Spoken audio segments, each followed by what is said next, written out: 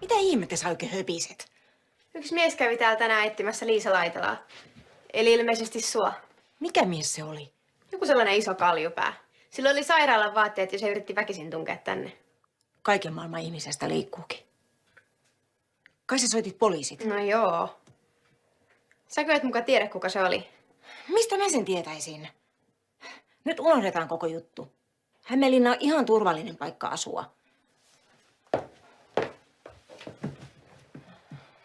Eikö se ole aika kummallinen sattuma, että Kallenkin sukunimi on Laitela?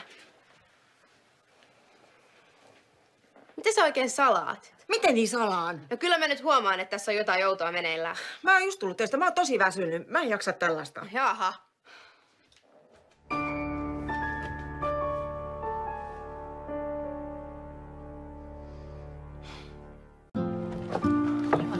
Joo, täällä on ihan kuuma.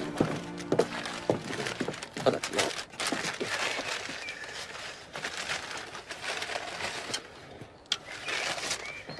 Isä pelkää seonneensa, kun se rintas etsimään kuollutta vaimoa. Kyllä se rauhoittuu. Sannista nousi niinkään varma. Se arvasi, että Ismon käyntiin liittyy jotain outoa. No mitä sä kerroit sille? Ei mitään. Mä hermostun ja se suuttu mulle. Pitäisikö kertoa sille koko juttu? Mä päätin vuosia sitten, että mä en katso taakseni. Mulla on nyt uusi elämä. Onhan mäkin tässä vaikka kuuluu sun entiseen elämääsi. Mä olen niin onnellinen, että mä sain sut takas. Mutta ei Sannin tarvitse kaikkea tietää. Huomenta, kulta. Katos, kuka tuli käymään. Ihanaa, kun sä tulit. Moi. Täällä alkoi olla vähän liian salaperäinen tunnelma. Just sen takia, kun sä oot täällä. Tiedätkö, kuka se Liisa Laitela on? Nyt on tainnut tulla aika kertoa sulle muutamia asioita mun menneisyydestä.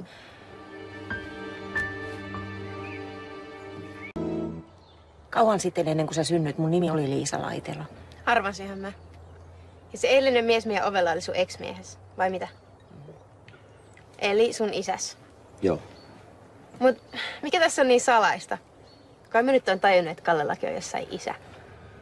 Mut hän ei kuulu enää mun elämääni. Nyt kun sä tiedät, me voidaan unohtaa koko juttu. No ei todellakaan voida. Miksi sun isäs puhuu äidistä niin kuin se olisi kuollut? Se oli vertauskuva meidän edesmenneelle liitolle. Hei, älä viitti. Oliko se väkivaltainen? Nyt mä tajuun. Sä oot vaihtanut sun nimesi ja teeskennellyt kuollutta, ettei se kävis sun kimppuus. Sähän olisi voinut hakata mutki eilen. Eikä olis. Se on ihan vaaraton, sun ei tarvitse pelätä mitään. Mistä tässä sitten on kyse? Äiti?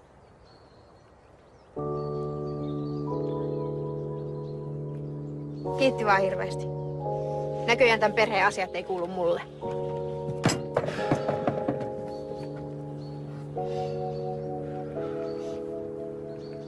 Sehän meni hienosti.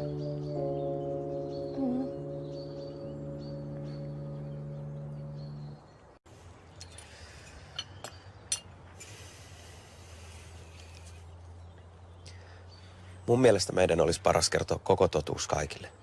Niin Sannille kuin Faijallekin. Ismo jo kerran surrut mun kuolemani. Miksi repi auki haavoja? Sä et joudu vierestä katsomaan, miten se kärsii, kun se ikävöi sua.